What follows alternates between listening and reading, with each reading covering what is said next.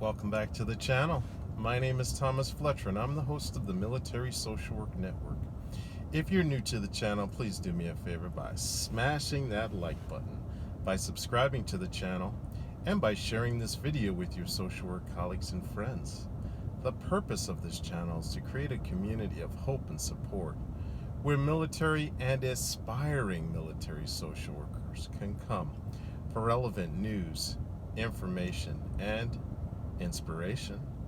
Well, welcome back. Welcome back to our Women's History Month Military Leaders series. So in today's show, I am very happy to be sharing the life and service of Hazel Ying Lee.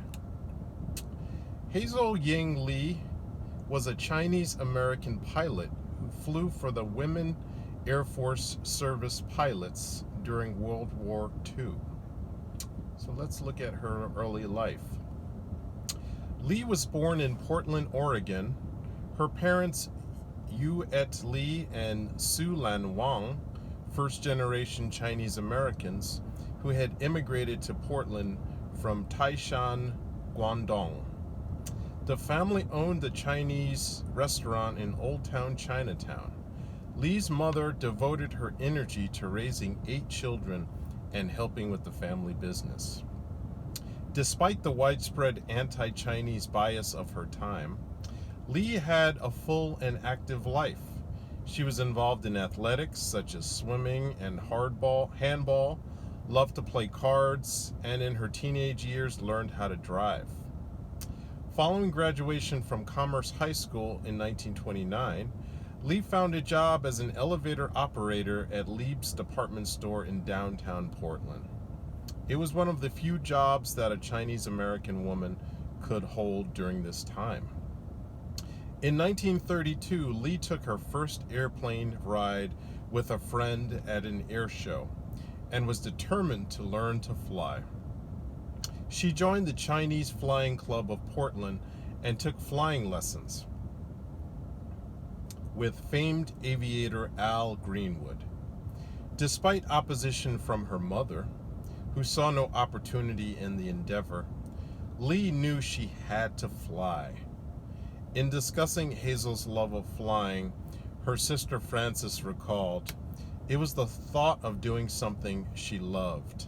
She enjoyed the danger in doing something that was new to Chinese girls."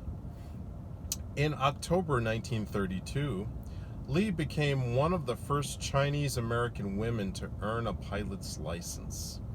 Author Judy Young wrote of Lee and the other Chinese American women pilots of that time. Although few in number, these first Chinese American aviators, in their attempt to participate in a daring sport, broke the stereotype of the passive Chinese woman and demonstrated the ability of Chinese American women to compete in a male-dominated field. While in Portland, Lee met her future husband, Clifford Louis Yim Kuhn, who was also a pilot. Prior to World War II, in response to the Japanese invasion of Manchuria in 1933, Lee and several other Chinese Americans journeyed there with the goal of aiding the Chinese Air Force. Despite the great need for pilots at the time, the Republic of China Air Force would not accept a woman pilot. Because she was a woman, Lee was forced to take a desk job, flying only occasionally for a commercial Chinese company. Frustrated, Lee instead settled in Canton and spent the next few years flying for a private airline. At the time, Lee was one of a very small number of women pilots in China.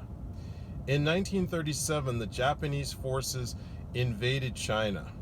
Lee remained in the country despite the war and was in Canton when hundreds of civilians were killed in Japanese air attacks. While bombs fell all around them, friends recall Lee's calm effort to find shelter for friends, neighbors, and family, which allowed them all to survive the bombing attacks. In 1938, following another unsuccessful effort to aid the Air Force as a pilot, Lee, a non-citizen, knew she had to return to the United States and did so after escaping the country to Hong Kong. In New York City, Lee got a job as a buyer of war materials for besieged China. So after the Japanese attack on Pearl Harbor, America was drawn into World War II. As the war claimed the time and lives of American pilots, it became clear that there were not enough male pilots to sustain the war effort at home. With the ambivalent support of Army Air Force Commander Henry Hap Arnold, the Women Air Force Service Pilots, or WASP, was created in 1943 under the command of famed aviator Jacqueline Cochran. Experienced women pilots like Lee were eager to join the WASP and responded to interview requests by Cochran. Members of the WASP reported to Avenger Field in Sweetwater, Texas, for an arduous 6-month training program. Lee was accepted into the 4th class, the 43W4. She was the first Chinese American woman to fly for the United States military. Wow. During Lee's training, it was reported that she fell from the aircraft she was riding in when the instructor made an unexpected loop. Her seatbelt wasn't fastened correctly at the time, and she saved herself by using the parachute. Lee landed in a field and walked back to the base, dragging the parachute behind her. Wow, what a story. Although flying under military command, the women pilots of the WASP were classified as civilians and were paid through the civil service. No military benefits were offered, and when WASP pilots died in the line of duty, no military funerals were allowed. The WASP were often assigned the least desirable missions, such as winter trips in open cockpit airplanes. Commanding officers were initially reluctant to give women any flying deliveries. It took an order from the head of the Air Transport Command to improve the situation. Upon graduation, Lee was assigned to the 3rd Ferrying Group at Romulus, Michigan. Their assignment was critical to the war effort. They delivered aircraft which were being manufactured in large numbers in converted automobile factories to points of embarkation where they would then be shipped to the European and Pacific war fronts. In a letter to her sister, Lee described Romulus as a 7-day work week with little time off. Lee quickly emerged as a leader among the WASP. A fellow pilot summed up Lee's attitude in her own words: "I'll take and deliver anything." Lee was described by her fellow pilots as calm and fearless, even during forced landings. One emergency landing took place at a wheat field in Kansas. A farmer armed with a pitchfork chased Lee around her plane as he was shouting to his neighbors that the Japanese had invaded Kansas. Wow. Evading his attack, Lee told the farmer who she was and demanded he stopped. She was a favorite with her fellow pilots, known for her sense of humor and being mischievous. Lee often used her lipstick to inscribe Chinese characters on the tail of her plane and the planes of her fellow pilots. Sounds like quite a character. Whether in a big city or small country town, she could always find a Chinese restaurant, supervise the menu, and often cook the food herself. She was a great cook. Fellow WASP pilot Sylvia Doms Clayton recalled, "Hazel provided me with an opportunity to learn about a different culture at a time when I did not know anything else. She expanded my world and outlook on life." In September 1944, Lee was sent to pursuit school at Brownsville, Texas, for intensive training. She was part of Class 44-18, Flight B, and went on to be among the 134 women pilots who flew pursuit, that is, faster, high-powered fighters such as the P-63 King Cobra, P-51 Mustang, and P-39 Air Cobra. Lee's favorite aircraft was the Mustang. Lee and these others were the first women to pilot fighter aircraft for the United States military. Wow, isn't that inspirational, guys? Here's the end of her story. On November 10th, 1944, Lee received orders to go to the Bell Aircraft Factory at Niagara Falls, New York, where she was to fly a P-63 King Cobra aircraft to Great Falls, Montana.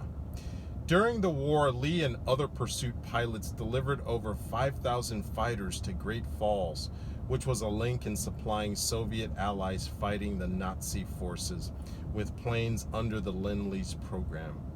From there, male pilots flew the fighters on to Alaska, where Soviet pilots waited to fly the planes to their home bases. Wow, that's interesting. Bad weather delayed the mission at Fargo, North Dakota, and on Thanksgiving morning, the weather cleared, allowing Lee to leave Fargo. Shortly after 2 p.m., Lee was cleared to land in Great Falls with a large number of P-63s approaching the airport at the same time. There was a confusion on the part of the control tower, resulting in Lee's plane and another P-63 colliding. The aircraft were engulfed in flames, and Lee was pulled from the burning wreckage of her airplane with her flight jacket still smoldering. 2 days later, on November 25th, 1944, Lee died from the severe burns she received in the accident. Only 3 days after learning of her death, the Lee family in Portland received another telegram informing them that Hazel's brother Victor, who was serving with the U.S. Tank Corps, had been killed in combat in France. As they prepared to bury Hazel and Victor, the family picked out a burial site in Portland Cemetery. The cemetery refused to allow the families to bury Hazel and Victor in the chosen spot, citing cemetery policy that did not allow Asians to be buried in the white section. Yeah. After a lengthy battle, the Lee family prevailed. Hazel Lee was laid to rest in a non-military funeral and buried alongside her brother on a sloping hill in Riverview Cemetery, overlooking the Willamette River. For over 3 decades after the war, members of the WASP and their supporters attempted to secure military status for the women pilots. In March 1977, following United States congressional approval of Public Law 95-202, the efforts of the women Air Force service pilots were finally recognized, and military status was finally granted. 38 pilots of the WASP died in service during the years of World War II, and Lee was the last to die during the program. In 2010, she and all other WASP pilots, whether living, deceased, or killed during the war, received the Congressional Gold Medal.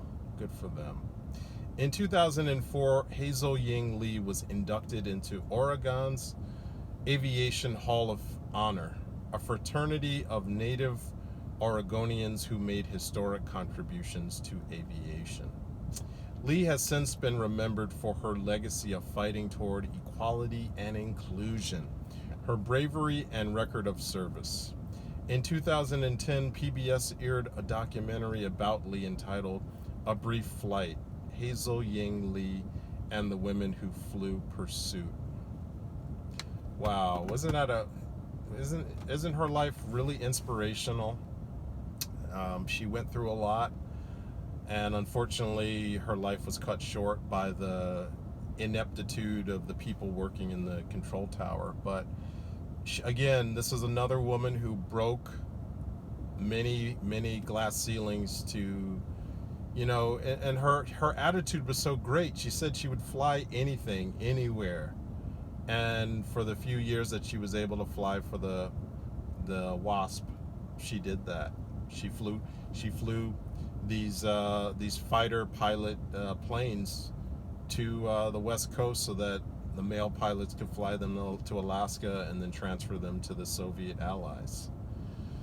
So I think her story is really inspirational, and thank you all for watching the show. And again, for all the social workers out there, thank you for the work that that you do every day for your clients, for your agencies, and for the profession. Please continue to support each other and yourselves. Bye for now.